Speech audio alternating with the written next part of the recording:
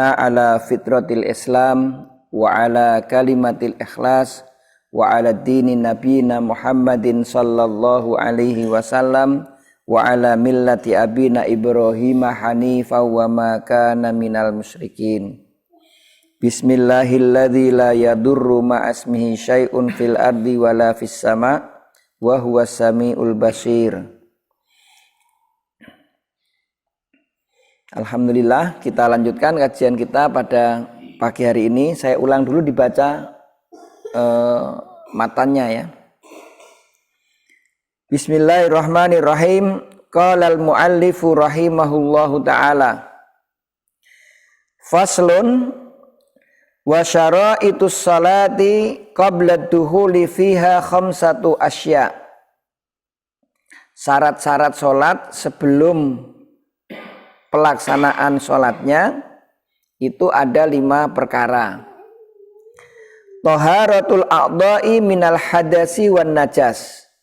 Nomor 1, suci anggota badan dari hadas dan juga najis. Wasatrul aurati bilibasin tahir, dan menutupi aurat dengan pakaian yang suci. Wal wukufu ala makanin tahir. Yang ketiga, dan berdiri di tempat yang suci juga. Wal ilmu biduhulil waqt, mengetahui masuknya waktu sholat. Wastiqbalul kiblah, dan yang kelima menghadap kiblat. Jadi ada 5 yang harus syarat untuk sholat itu. Yang pertama adalah suci dari hadas dan najis, menutupi aurat dengan pakaian yang suci. Kemudian yang ketiga, berdiri di tempat yang suci. Yang keempat, mengetahui waktu masuk sholatnya. Dan yang terakhir, menghadap kiblat. Wa yajuzu tarkul kiblati fi halatain. Dan boleh seseorang meninggalkan menghadap kiblat itu dalam 2 keadaan. Fi syiddatil khauf, yang pertama dalam keadaan khauf. Wa fin nafilati fis safari 'alar rahilah. Atau yang kedua yaitu sholat sunnah dalam keadaan safar dan di atas kendaraan. Pagi hari ini kita akan lanjutkan yang nomor 4 dan 5 ya. Yaitu poin 4 dan 5. Liqaulihi ta'ala, sebagaimana firman Allah ta'ala, innas salata kanat 'alal mu'minina kitaban mauquta. Sesungguhnya salat atas orang-orang mukmin kitaban mauquta, sudah ada waktu-waktu yang telah ditentukan oleh Allah Subhanahu wa ta'ala. 5 salat waktu subuh, duhur, asar, maghrib, dan isya itu sudah ditetapkan waktunya. Sudah ada ketentuan dari Allah melalui Rasulullah sallallahu alaihi wasallam. Ai fardhan muhaddadan biwaqtin fala budda minal ilmi biduhuliha. Fardhan muhaddadan. Jadi waktu sholat itu adalah waktu yang telah ditentukan, dibatasi.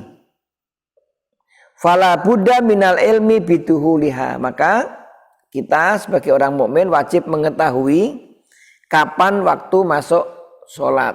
Jadi kalau para sahabat radhiyallahu anhum itu kalau menunggu waktu sholat itu maksudnya dia perhatian.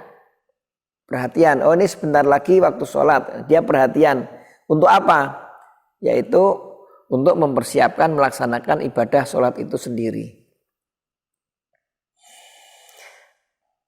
Kemudian yang kedua, qala ta'ala, yaitu istiqbalul kiblah tadi yang nomor 5.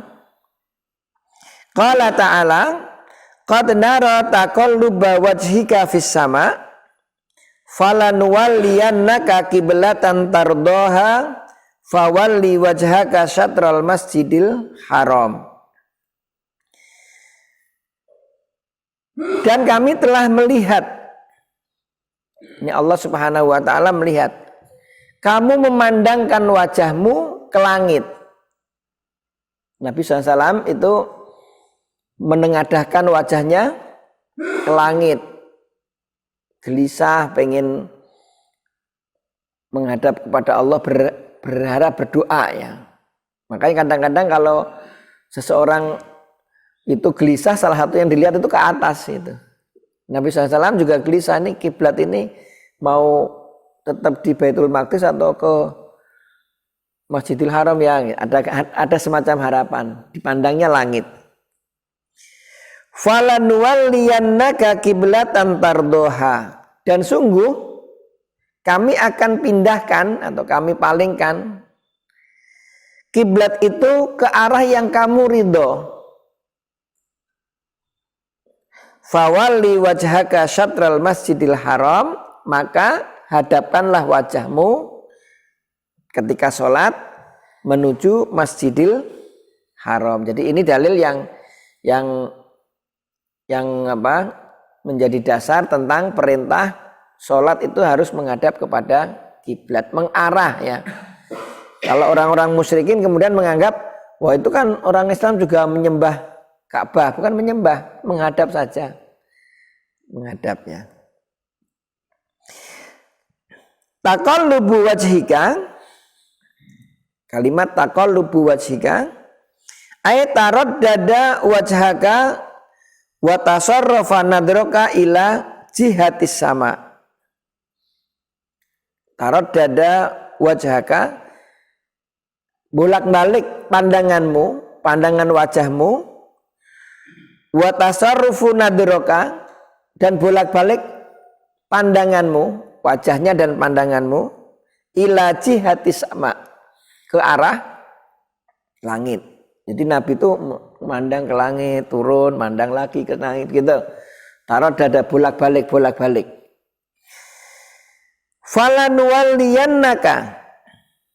Falanuwalliyannaka ay falanahwilannaka walanusarrifannaka, sungguh akan aku pindahkan. Kalau falanuwalliyannaka itu kalau makna yang aslinya lebih dekat dengan berpaling ya. Tapi di situ maksudnya apa? Akan kami pindahkan dari yang sebelumnya menuju yang baru. Yang lama itu para mufasir menyebutkan Baitul Maqdis, kemudian nanti akan dipindahkan oleh Allah ke Masjidil Haram. Maka nanti salah satunya di Mekah itu, di Madinah itu ada masjid dua kiblat. Ada masjid kiblatain, masjid dua kiblat, yaitu dua kiblat, yaitu ketika Nabi SAW sholat di situ menghadap ke Baitul Maqdis, kemudian turun ayat ini, langsung sholatnya pindah menghadap ke Masjidil Haram. Jadi ada dua kiblat, pertama kiblat ke Masjid Baitul Maqdis, kemudian pindah ke kiblat Masjidil Haram. Makanya ada masjid sana namanya Masjid Kiblataini.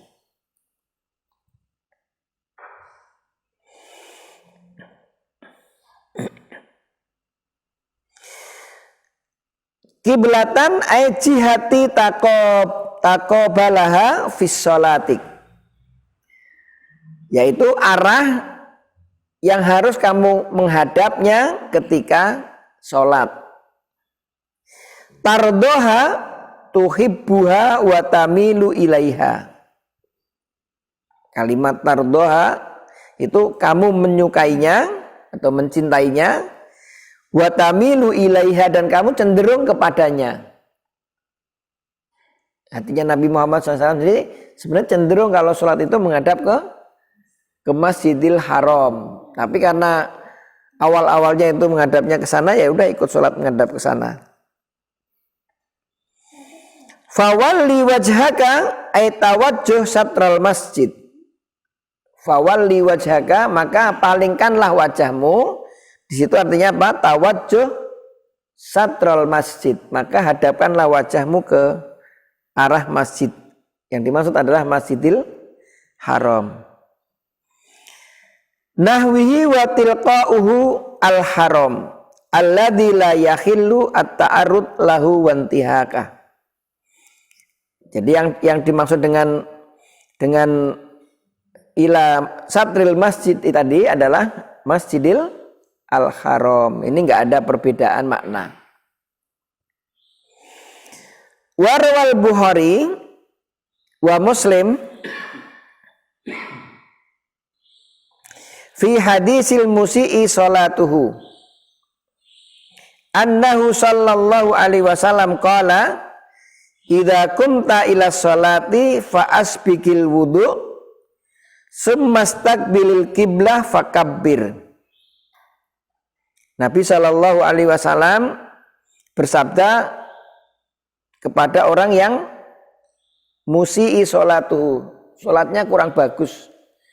Ini kalau nanti cari hadis yang lain, ini musii salatu itu orang yang sholatnya tidak ada tumak ninah, ngebut banget gitu. Nah, itu ada beberapa hal yang diingatkan oleh Nabi. Apa itu? Idza kumta ila shalah fa asbighil wudu. Kalau kamu mengerjakan sholat, maka sempurnakanlah wudumu. Fa asbighil wudu. Summa staqbilil qiblah, kemudian kamu menghadap ke arah kiblat, fakabbir, kemudian bertakbirlah. Al-murad bil masjidil haram fil ayah bil qiblah fil hadis ay al-Ka'bah. Yang dimaksud dengan masjid di dalam Masjidil Haram dalam ayat di atas, yaitu surat apa tadi? Al-Baqarah ayat 144 tadi. Yang dimaksud dengan Masjidil Haram dalam ayat itu yang dimaksud adalah al-qiblah, yaitu kiblat. Kiblat yang dimaksud yakni bangunan Ka'bah. Al-Ka'bah. Rawal Bukhari wa Muslim. Selanjutnya hadis Bukhari dan hadis Muslim. Anil Barra ibni Azib radhiyallahu anhuma qala kana Rasulullah sallallahu alaihi wasallam nahwa Baitil Maqdis sittata asyara aw sab'ata asyara sahron. Bahwasanya Nabi sallallahu alaihi wasallam salat menghadap ke Baitul Maqdis itu kurang lebih sittata asyara aw sab'ata asyara sahron, selama kurang lebih 16 atau 17 bulan. Jadi awal-awal perintah sholat itu Nabi menghadap ke Baitul Maqdis kurang lebih 16 atau 17 bulan. Wa kana Rasulullah sallallahu alaihi wasallam yuhibbu ayyuwajjiha nahwal Ka'bah. Dan Rasulullah sallallahu alaihi wasallam hatinya itu lebih menyukai kalau sholat itu menghadap ke Ka'bah. Ini Ka'bah kan memang rumah ibadah paling tua ya. Inna awwala baitin wudi'a lin-nasi bi Bakkata, dan seterusnya itu memang rumah ibadah yang pertama kali dibangun di atas bumi itu ya Ka'bah itu. Nah, gitu, subhanallah, itu ditegaskan oleh Allah Subhanahu wa taala. Fa anzalallah, sehingga turunlah firman Allah, qad nara taqalluba wajhika fis sama, yaitu surat Al-Baqarah ayat ke 144 tadi.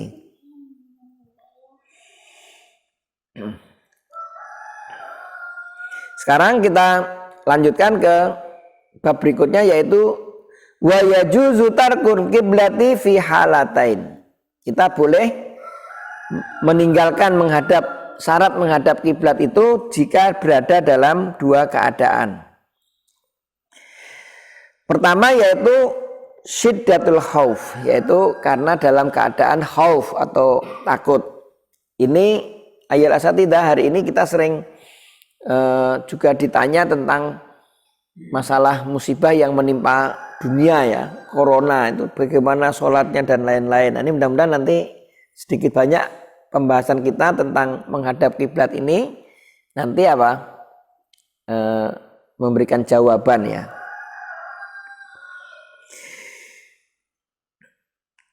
Yang dimaksud dengan al-khauf, nah yang di bawah itu, yang dimaksud al-khauf di situ min qitalin wa ghairihi. Halal khaufi itu, kondisi khauf itu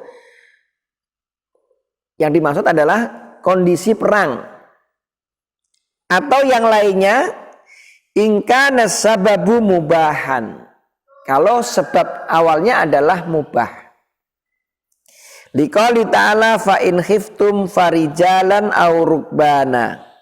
Maka jika kamu dalam keadaan takut, khauf, khawatir, dalam kondisi genting atau mengerikan gitu, maka bolehlah engkau sholat dalam keadaan farijalan aw rukbana, berjalan kaki atau berkendaraan. Berarti boleh sholat di atas jalan kaki, jalan berarti, atau di atas kendaraan. Ai ilam yumkinukum antusallu sholata kamilah. Atau kamu tidak mungkin untuk mengerjakan sholat secara sempurna li khaufin wa nahwihi, karena sebab khauf atau yang lainnya. Nah, hari ini kadang-kadang kita juga dihadapkan rasa was-was. Ini sebelah yang sholat ini dari dari zona merah, jadi tengok-tengok nih. Ini siapa ini yang sebelah saya ini? Nah, ujung-ujungnya udah gitu orang nggak dikenal, lagi. Waduh, nggak pakai tutup mulut lagi. Waduh, udah kabur kita. Ini namanya al-khauf. Makanya hari ini secara umum memang kondisi dunia secara umum dalam keadaan khauf dari corona ya. Ini takut, khawatir ya, was-was, jangan-jangan gitu. Apalagi ada yang posting orang geletak pinggir jalan nggak ditolongin, bikin serem aja ya. Baik. Li khaufin wa nahwiha fasallu kama tayassara lakum. Maka sholatlah dengan cara yang paling mudah bagimu. Ini Islam ini begitu. Jadi memang kalau dalam kondisi-kondisi daruri kayak kita hari ini itu ya memang banyak hukum yang kemudian dimudahkan oleh Allah Subhanahu wa taala. Misalnya ada perdebatan, apa kita wajib tetap ke masjid? Ya melihat kondisinya. Kalau kondisinya zona merah ya sholatlah di rumah aja. Gimana kalau yang batuk-batuk? Ya nggak usah batuk-batuk saja juga boleh, apalagi yang batuk-batuk udah batuk badannya sendiri nggak sehat, takutnya nanti juga membawa madarat untuk orang lain. Begitulah matayassara lakum, sholatlah yang paling mudah bagimu dalam kondisi-kondisi darurat seperti ini. Masaton au arjulikum, berjalan atau di atas kaki. Auraqibina ala dawabikum, atau berkendaraan di atas dawabikum itu binatang tunggangan ya, atau kendaraan. Kalau sekarang jarang ya bepergian pakai dawab ini. Ya pakai motor apa mobil. Tapi kalau pakai motor bahaya juga ya, malah nyungsep. Qala Ibnu Umar radhiyallahu anhuma mustaqbilil kiblati au ghairi mustaqbiliha. Dalam kondisi khauf ini, makanya dalam kondisi khauf ini kata Ibnu Umar, kamu menghadap kiblat atau tidak menghadap kiblat. Tentu dalam kondisi khauf yang syiddatul khauf itu seorang boleh berjalan, sholat sambil berjalan menghadap kiblat atau tidak menghadap kiblat. La ara qala Nafi', berkata Imam Nafi', La ara Abdullah bin Umar dzakara dzalika illa an Rasulillah sallallahu alaihi wasallam. Kata Imam Nafi', tidak mungkin Ibnu Umar radhiyallahu an itu mengatakan seperti itu kalau tidak berasal dari Nabi sallallahu alaihi wasallam. Nah, sekarang yang terakhir. Wa fin nafilati fis safari 'ala rahilah. Boleh juga sholat tidak menghadap kiblat dalam sholat sunnah yang di atas kendaraan. Rawal Bukhari an Jabir radhiyallahu anhu qala kana Rasulullah sallallahu alaihi wasallam yusalli ala rahilatihi haitsu tawajjahat wa fi riwayah nahwal masyriq fa idza aradal faridah nazala fastaqbalal qiblah wa fi riwayah an Ibni Umar radhiyallahu anhuma kana yusalli fis safar. Diriwayatkan oleh Imam Al-Bukhari an Jabir radhiyallahu anhu qala, dari Jabir radhiyallahu anhu qala, kana Rasulullah sallallahu alaihi wasallam yusalli ala rahilatihi, bahwasanya Nabi sallallahu alaihi wasallam pernah salat ala rahilatihi, di atas kendaraannya, haitsu tawajjahat, ya di atas kendaraannya, onta-ontanya bisa jalan sendiri kemanapun menghadap. Wa fi riwayah nahwal masyriq, dalam sebuah riwayat bahkan menghadap ke timur. Fa idza aradal faridah, maka jika beliau ingin sholat fardu, nazala wastaqbalal qiblah, beliau turun dari kendaraannya, dari ontanya, kemudian sholat menghadap kiblat. Wa fi riwayatin, dalam riwayat yang lain, an Ibni Umar radhiyallahu anhuma, dari Ibnu Umar radhiyallahu anhu, kana yusalli fis safar. Beliau menjelaskan, menegaskan bahwa sesungguhnya Nabi sholat di dalam safarnya. Demikian ayat ikhwan, ayat asatidah ya rahimakumullah. Mudah-mudahan kajian kita pagi hari ini bermanfaat, dan mudah-mudahan Allah Subhanahu wa taala membimbing kita istiqomah di dalam menjalani agama ini sampai akhir hayat kita. Amin ya rabbal alamin. Usikum wa nafsi bitaqwallah. Subhanaka wa bihamdika asyhadu an la ilaha illa anta astaghfiruka wa atubu ilaik. Assalamualaikum warahmatullahi wabarakatuh.